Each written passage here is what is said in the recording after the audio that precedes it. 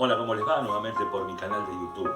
Sé que estamos todos apremiados y urgidos en relación al armado de las burbujas y ahora se suma precisamente todos los protocolos vinculados con los actos de colación de fin de año, que están autorizados, al menos en el ámbito de la Ciudad Autónoma de Buenos Aires, en los 3 niveles, y en Provincia de Buenos Aires que todavía no se han expedido, salvo que hasta el momento de grabación del presente video, 20 de noviembre, 13:05, han prohibido en Provincia de Buenos Aires todo acto de colación vinculado exclusivamente con el nivel inicial. Veremos las novedades que se produzcan en los próximos días.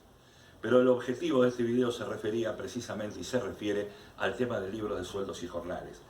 Ya en enero de este año, antes de toda esta situación de pandemia y de cuarentena, ya subía a mi canal de YouTube precisamente una breve referencia y conceptualización de estos libros. Les recomiendo que si lo desean puedan repasar precisamente ese video.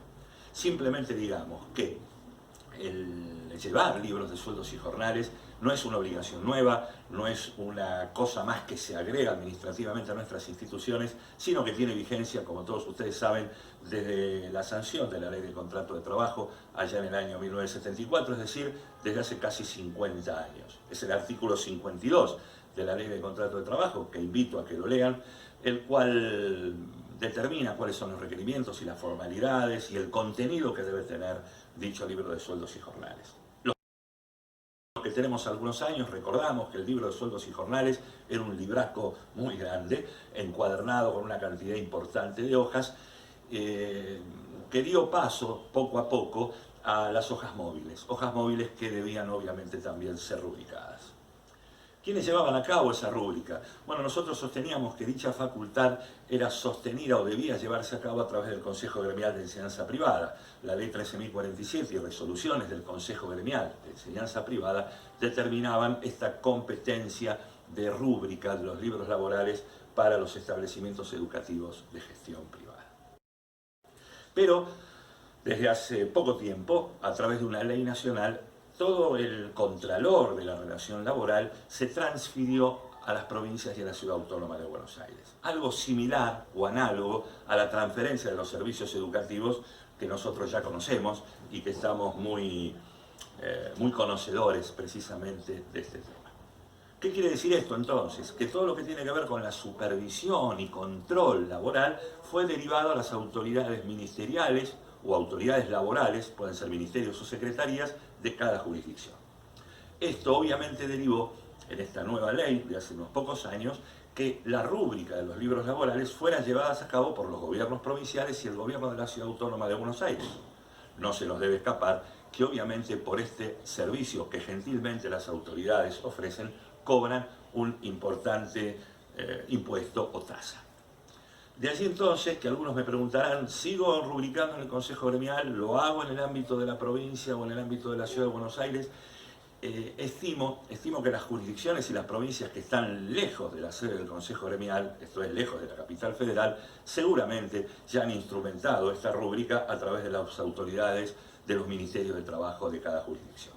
En el ámbito de la Ciudad Autónoma de Buenos Aires y de la provincia de Buenos Aires, algunos colegios han sostenido la rúbrica en el Consejo Gremial y otros ya directamente han preferido optar por asistir a las autoridades ministeriales de la provincia o de la Ciudad de Buenos Aires. Esto no está muy claro, les soy totalmente honesto. En Provincia de Buenos Aires sé que desconocen la facultad rubricatoria del Consejo Gremial y hay algunos casos donde lamentablemente ante la exhibición de estos libros rubricados por el Consejo Gremial suelen imponer por incumplimiento multas más que considerables. Pero bueno, esto se tendrá que resolver en los ámbitos administrativos y judiciales. ¿Qué hacemos en el mientras tanto? Me refiero concretamente a que se nos terminaron las hojas rubricadas móviles o los libros de sueldos y jornales y hoy por hoy no tenemos dicha posibilidad. En el ámbito de la Ciudad de Buenos Aires ya el gobierno de la ciudad ha habilitado una dirección de correo electrónico mediante la cual se puede pedir turno y llevar una determinada cantidad de hojas para que esas hojas sean rubricadas. En el ámbito de la provincia de Buenos Aires también hay un procedimiento llamado trámites a distancia a través del cual se puede llevar a cabo esa rúbrica. Ustedes me dirán, se me terminó en abril, no me van a rubricar de aquí para atrás, estamos en noviembre de 2020.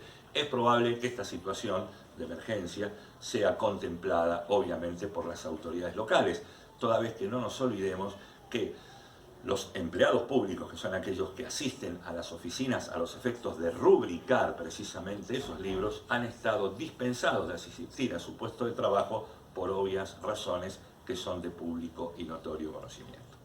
Algo importante también, antes de seguir avanzando, por normativa nacional, concretamente por resoluciones generales de la AFIP, Administración Federal de Ingresos Públicos, todo lo que tiene que ver con el libro de sueldos y jornales progresivamente va a ir pasando al LSD, es decir, al libro de sueldos digital. Obviamente que cada jurisdicción deberá adecuar precisamente dichas prescripciones dentro de sus plataformas. Sabemos que Córdoba está muy avanzada en este tema del libro de sueldos digital, lo mismo Entre Ríos, provincia de Buenos Aires también y la Ciudad Autónoma de Buenos Aires también. ¿Qué es lo que ocurre? Por el momento no es obligatorio. Es decir, uno puede ingresar en el libro de sueldos digital que va a jugar de manera conjunta con el F931 para el pago de aportes y contribuciones al SUS. Uno puede optativamente ingresar precisamente en esta suerte en este sistema de libros de sueldos digital. Pero obviamente para entrar en el libro de sueldos digital tengo que tener al día la rúbrica de los libros físicos. ¿Cuándo se transformará en obligatoria precisamente la utilización de las plataformas virtuales para la rúbrica y para llevar los libros de sueldo digitales? Bueno, por el momento las prescripciones normativas son las siguientes. El primer supuesto es que me llegue una notificación al domicilio fiscal electrónico. Revisen el domicilio fiscal electrónico porque tal vez, no creo en estos momentos, pero tal vez podamos allí recibir algún tipo de notificación. Y en segundo lugar, fundamentalmente, si la AFIP emitiera una resolución general para una determinada actividad. Supongamos que surgiera una resolución general que imponga que toda la actividad educativa deba llevar necesariamente libros de sueldos digitales. Entonces, estemos alertas también con esta situación. No es obligatorio llevarlo a cabo digitalmente, al menos por el momento. También estén alertas a lo que cada jurisdicción haya decidido sobre el particular y estemos alertas en el ámbito de la Ciudad Autónoma de Buenos Aires y la provincia de Buenos Aires, las resoluciones que sobre todo los gobiernos locales puedan ir dictando sobre este tema, adecuando esa normativa nacional, ya que, nobleza obliga, todo lo digital y lo virtual, mucho más después de la situación de emergencia sanitaria que hemos atravesado, ha venido y ha llegado para quedarse. En definitiva, entonces, la sugerencia es dejar este tema en agenda, tenerlo presente. No es urgente, no es apremiante, pero la actividad cotidiana, debido a todas estas exigencias vinculadas con la situación de ASPO, DISPO y COVID-19 en nuestras escuelas, evidentemente nos ha llevado a que estas cosas cotidianas quedaran a un costado u olvidadas. Simplemente pretendo a través de esto que figuren en la agenda para que a partir del año próximo podamos, o cada instituto, haciendo las consultas que obviamente consideren y que ameriten sean necesarias, puedan instrumentar esta rúbrica. Dos apostillas más, aún a riesgo de que este video sea muy extenso. Primera de ellas, ¿por qué llevar el libro de sueldos y jornales? Primero hay dos consecuencias. Por un lado, las judiciales. Si tuviera un reclamo judicial y no llevara libros rubricados, evidentemente una de las pruebas que se ofrece en cualquier reclamo judicial es la pericia contable. Lo primero que pide el perito contador es el libro de sueldos y jornales.